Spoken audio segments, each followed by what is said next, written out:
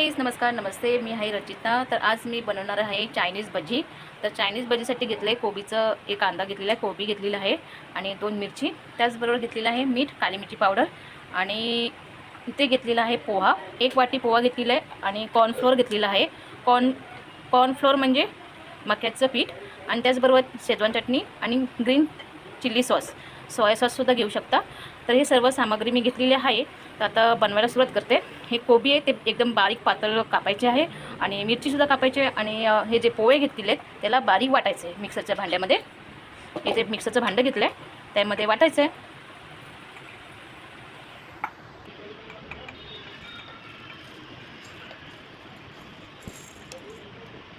पोहे ते साफ करून घेतलेले आहेत, चाळून घेतलेले आहेत, ते असे वाटून घ्यायचे। पोहे वाटून घेते। आता हे बारीक असं बारीक वाटून घेतलेले आहे पोहे, त्यामध्ये आता हे कॉर्नफ्लोअर आहे ते घालणार आहे।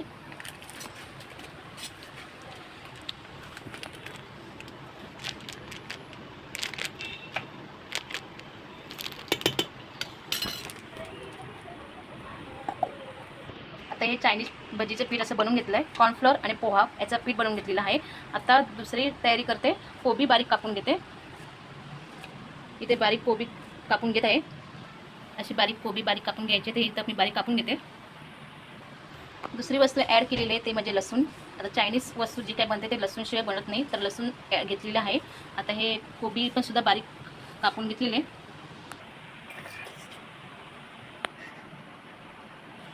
आता ही लसूण आणि मिरची अशी बारीक कापून घेतलेली आहे, पाहू शकता कशी बारीक कापलेली आहे, अशीच बारीक कापून घ्यायचे। आता ते सर्व एकत्र करायचं।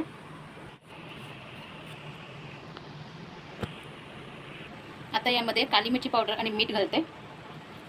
अगदी सोपी रेसिपी आहे चायनीज भजीची। आता यामध्ये ॲड करायचं आहे ग्रीन चिल्ली सॉस, थोडंसंच घ्यायचं आहे कारण मी हिरवी मिरची घेतलेली आहे। त्यानंतर शेजवान चटणी,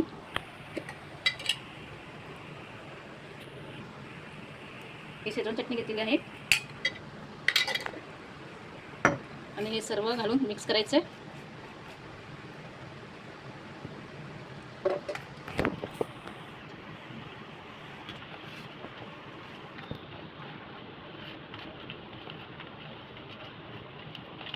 आता जे पीठ बनवलं आहे ते घालायचं आहे।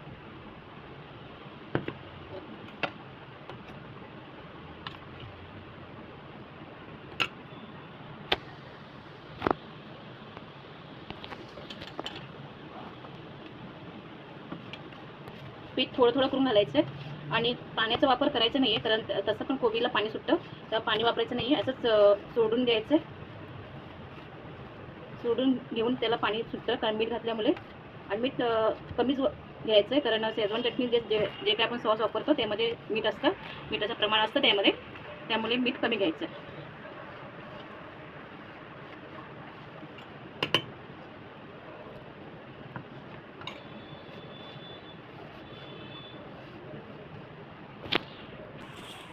आता हे असं पीठ मळून घ्यायचं आहे।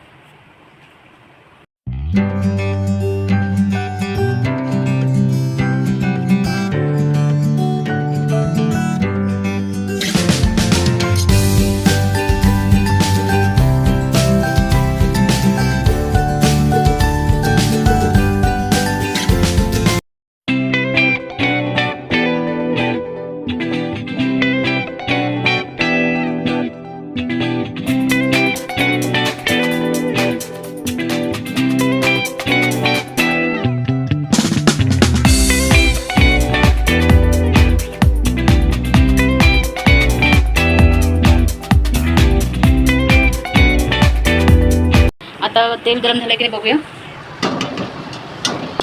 आता हे छोटंसं मी घालून बघते।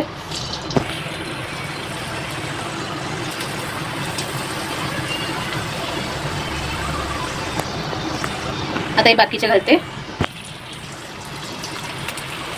थोडेसेच बनवले, जास्त नाही बनवले।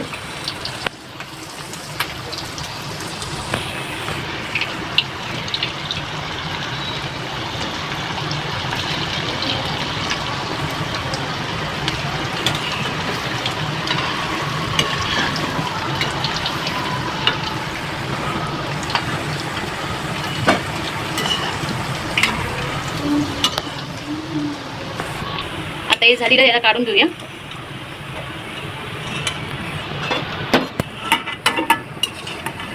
खूप छानपैकी झालेले आहेत, एकदम टेस्टी.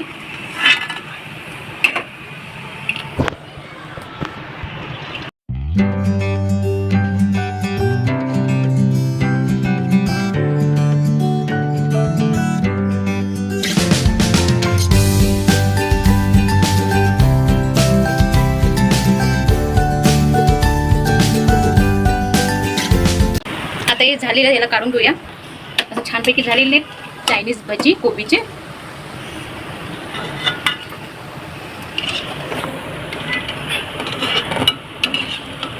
छानपैकी बनवायचे.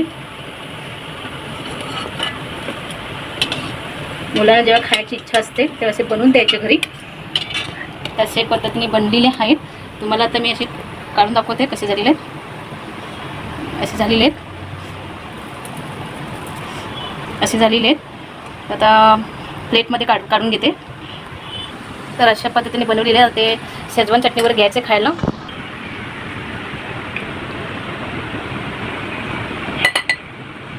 तर अशा पद्धतीने बनवलेले आहे चायनीज भजी कोबीचे. तर गाईज तुम्हाला कसे वाटले लाईक करा, कमेंट करा, सबस्क्राईब करा आणि शेअर करा. मिळते पुढच्या ब्लॉगमध्ये. तोपर्यंत बाय बाय.